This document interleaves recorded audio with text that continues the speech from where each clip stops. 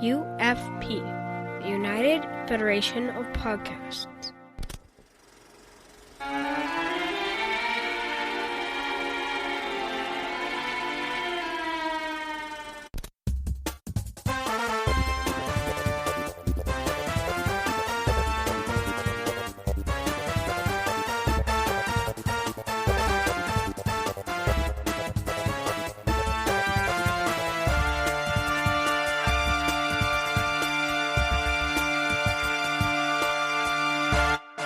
Welcome to Franchise Fatigue, the little podcast on the United Federation of Podcast Network, where your hosts look at movies, remakes, and sequels. And we are changing gears here. We're getting a little dusty. We're traveling to the wild, wild west with my good friend Zach Moore. How are you doing, Zach? Wild, wild west. Take it to the wild, wild west. Not quite the wild, wild west we're going to go to, but close enough, I guess. Close enough. Same kind of feel. But it's going to be a little bit of fun doing these because this is my first time watching this film. But joining me is our wonderful guest. I don't have a name for him, though. We're not going to introduce him because he doesn't have a name. Well, call me Joe. Call me Joe. That'll do it. Joe? Yes, we should call you Joe, and then maybe we'll call you something else next week. Exactly. Because apparently the man with no name has many names. Did he have a name in this? I didn't. Yes, his name is Joe. Oh, is it? Yes. Oh. When did he say that? I missed that. When did they say that? It's the Undertaker. He calls him Joe at the end of the movie a couple times. So. Oh, but we'll get into the trivia about that. There actually is some trivia reasons about why he has different names. Okay, maybe it's like just hey bud, what's up? But in Italian they'd say Joe. Hey, listen here, Jack. Yeah, makes sense to me. Anyways, we're talking about A Fistful of Dollars, which is the Sergio Leone spaghetti western. Which somebody brought up on my Facebook page. They're like, is that even culturally sensitive anymore? Are you allowed to say spaghetti western? And I'm like, I don't see why not. So I don't know. I mean, when you look at the fact that, like, it's such a fascinating thing, isn't it, that the Italian film industry was just pumping out western after western after western during this time, or especially after this one that we're going to be talking about today. And you just think, what... Is there an equivalent of that these days? Would people even accept it these days? It's kind of like Italians making these films about a historical time in American history. It's like the British suddenly doing a load of samurai movies or something. It's just a really strange kind of occurrence. I wonder why that is. Like, I don't know much about Leone myself, and as I said, I don't know much about this era of film because I haven't seen a lot of westerns. Westerns never really captured my interest. So it's a genre, not that I actively avoided, it's just that the ones that I did see didn't catch my attention, so I just never sought any more out. I guess before we get into it, I'll say that the first Western that really captured my attention was the Coen brothers' True Grit. That was really the first Western that captured my attention. I saw it in theaters, and when I saw it in theaters, I left the theater thinking, this movie wasn't very good. But then for the next 24 hours, I actually could not stop thinking about the movie, and then 24 hours later, I realized I can't get this movie out of my head. And I went and saw it again, and I'm like, this movie is an absolute masterpiece. And I just completely fell in love with it. And so I've slowly started to see a few Westerns here and there. I've seen How the West Was Won, which I really love. I saw The Searchers recently, which was very good. And then now I've seen this. Have you seen the original True Grit? I have, yes, with Kim Darby in it. So I bought it on Blu-ray when it came out at the same time that I bought the new one. With Kim Darby, not the one with John Wayne. The one with Kim Darby, Star Trek Original Series guest star. No. Kim Darby from Halloween 6. Yes, all right. Moving on. Well, to kind of answer what you guys are talking about, these spaghetti westerns, and we'll get into the trivia here, but a little trivia.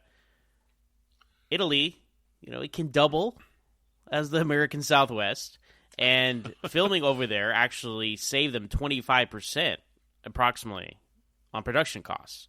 So it was kind of the same reason that every television show today films in Canada. The film up in Vancouver, there's forests and everything. It's the same idea. So it was a cost-cutting measure, and it really caught on, obviously. But it's just interesting, though, that, you know, they were made by Italians. It's not so much that a load of American filmmakers said, let's go and film them in Spain, because I think a lot of these were filmed in Spain because of the terrain. So they were filmed in Spain by Italians about American history. Right. You know, so I just think I can't imagine something like that happening these days. You know, it's just such a crazy occurrence to me. Yeah, I understand what you're saying there, because it's Italian filmmakers. Like when they film up in Canada, right? Like it's still like American people producing a show, and we don't really have many, what's the word I'm looking for? Period specific stuff that's filmed. You know, it's like a lot of sci-fi shows that are filmed in Toronto and stuff like that, and Vancouver. Those are kind of the major places. And then we had, you know, I guess we did have the Western. We had Hell on Wheels. The TV show was filmed in Alberta. Right, so that could be one of them. But again, these are American people that are producing this show for an American network on something that happened in American history. So I get what you're saying. Why is it Italians making American history films? So, do you know if they did a lot of stuff that was like accurate American history or just fictional American Westerns? Do you know? I don't. I've got a couple of books on the subject. I dip in and out of them, but I think I'm not sure. I'm not so sure it was going for accuracy. Just they were a bit more violent. You know, they were a bit more gritty. And you were talking, Brandon, about you weren't really a Western fan, and I was the same, to be honest, until I discovered spaghetti Westerns. And I'm not like a huge aficionado of them, but I just like their brand of Western. It is a bit more grimy. It's a bit more gritty. The locations are beat up and stuff like that, where the actual homegrown Westerns in America, there's a couple that I like, but I just don't like them as much as the way the Italians do it. Yeah, as for me, you know, we're talking about Westerns. I mean, they've always been around, obviously, but I think the first one that was new that I saw that really caught my attention was Open Range. Came out, I think, 2002, 2003. It had Kevin Costner and Robert Duvall in it, and that's just kind of like, oh wow, that was just a great movie. You know, it's just out of kind of nowhere. It wasn't like a giant blockbuster or anything. But you know, there have been some good westerns in recent years. 310 to Yuma, also a remake of a previous film. The Sisters Brothers is also another one that kind of flew under the radar. It just actually came out last year, and it starred Joaquin Phoenix and John C. Reilly, and kind of a unique kind of western. But what westerns, you know, it's like they say, the Western died off and sci-fi film came, and now superhero movies are here. So I don't think we'll ever see the boom of the Western genre like we did back in the day. But, you know, movies, television, all across the world, you know, obviously they're filming some in America, they're filming some in Italy. So it was a staple of Hollywood for decades. So. Yeah. This particular trilogy is one that I've really wanted to get to for a long time, and I don't know why it's taken me so long to watch them. But the reason that I wanted to watch these is because Clint Eastwood in these movies is who Stephen King had in mind when he was writing the Dark Tower series. And I love the Dark Tower series. And if you go, you know, in the illustrated editions of the Dark Tower, like there's shots of Roland Deschain, like painted images and stuff like him. And they're basically just one for one Clint Eastwood, pretty darn close anyways. So, you know, when there was kind of a bit of an uproar when the Dark Tower movie finally came out, and it had that guy from Star Trek Beyond. I can't remember his name. The guy Idris from Elba. Star Trek Beyond. Idris Elba. Idris Elba. Anyways. Brandon, we need to talk about assigning people Star Trek titles on this podcast. Hey, Idris Elba is an accomplished actor. I do it in jest. You do it because that's the only frame of reference you have. He was in Prometheus. I know the guy. I'm bad with names. Oh my gosh. Idris Elba, yes. It would be more logical to cast Scott Eastwood, who looks exactly like Clint Eastwood, his son. Right? I mean, like the guy, like in a perfect world, they make a Batman Beyond movie with Clint Eastwood is old man Bruce Wayne, and Scott Eastwood is Batman in the flashbacks. But anyway, that's its own rabbit hole we can fall into. But that's interesting. Right. I didn't realize that about Stephen King basing it off. Yeah, he specifically, he's written many times that Eastwood was who he had in mind when he was writing. So yeah, there was some uproar when Dark Tower came out, and you know, social media latched on that it was because Idris Elba was black replacing him, and like to me that didn't matter. It's just when it came out and it was announced, it's like, oh, well, that's really not who they went with, which is who Stephen King has said many times, right? And I mean, the Dark Tower movie wasn't very good and had nothing to do with the casting, but it's I'm finally glad to be able to see these movies. Because totally, I'm looking at this and I'm like, yep, that's how I pictured Roland as well, So this young Clint Eastwood, because of the the images that were in the illustrated editions of the books. So awesome. So do we have some trivia that we want to jump into, Zach? We do. Let's go ahead and get into it.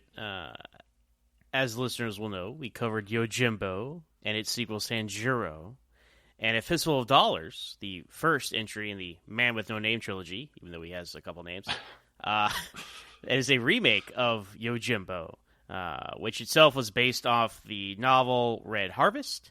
And in fact, this movie's release date was delayed when Yojimbo screenwriter Akira Kurosawa and Rosio Kikushima sued the filmmakers for a breach of copyright because this is a ripoff of Yojimbo, and we'll talk about that as we discuss the film.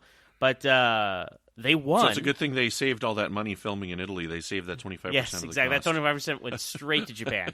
But so they won, and they received 15% of this movie's worldwide gross and exclusive distribution rights for Japan, Taiwan, and South Korea. And Kurosawa went on to say he made more money off this movie than he did on Yojimbo itself. So it all worked out. But that delayed the film for 3 years. So Fistful of Dollars was produced in 1964, but didn't come out in the United States until 1967. Which is, when was Yojimbo? Was that 1962? 1961. 1961. Yeah. So, they were they just saw this movie and are like, hey, I'm just doing that. Like, he, walked out of the theater and started writing Well, this was a common thing. I mean, you look at, the Godzilla movies, right? You got The Beast from 20,000 Fathoms came out in 1953. And then Godzilla came out in 1954, and it's very similar if you look at those movies. But it was common practice back then, right? It's like, no one's going to see this movie from this other country. That's crazy talk. Well, so anyway. The Italians especially, they did this all the time. If you look at their horror output at the time, you will find, The Exorcist came out, let's make our version of it. And they wouldn't call it The Exorcist, but it'd just be very similar. There's things like Mad Max. Mm-hmm. The Italians, they just ripped everything off, Jaws and Piranha, I think, is another one. So, those Italians, man. So, as we were talking about, this has been described as the it's considered the first spaghetti western by general audiences, but it's really not. There were already about 25 of those produced in Italy at the time, but it was the first one to receive major international release, so that it got worldwide attention at that point, and that's why it's like, it's a spaghetti western. So that's where that really started to come out. Well, how many of the 25 came out while this was in legal limbo? That's a good point. So that being on pause probably helped it a lot. And so producer Alberto Grimaldi is the one who decided that it's a no-brainer to shoot a western in Spain because it was 25% cheaper. So they were making some in Italy, they were making some in Spain. Just Europe was the place to go if you wanted a cheaper western at the time. And as far as when this film takes place, the year is never specifically said, but a date on one of the gravestones in the cemetery has the year as 1873. So it's right after the Civil War. We see some American soldiers dressed in, that kind of garb. And so that's the kind of time period we're working with here. Now, as far as the title goes, I love title trivia. It's always fun. So it was originally called The Magnificent Stranger, perhaps a ripoff of The Magnificent Seven, or I don't know if that was in the zeitgeist at the time, and I'm not sure about that timeline exactly. But the title was not changed to A Fistful of Dollars until less than a week before the movie premiered, and no one told Clint Eastwood. So he was completely unaware of the positive reception and buzz about this movie until a few weeks later. An agent pointed out to him in Variety magazine, hey, this is the movie you were in, because it was supposed to be called The Magnificent Stranger, and then it was retitled A Fistful of Dollars. And although the trailers and promotional material and everyone in the world now calls it a Fistful of Dollars,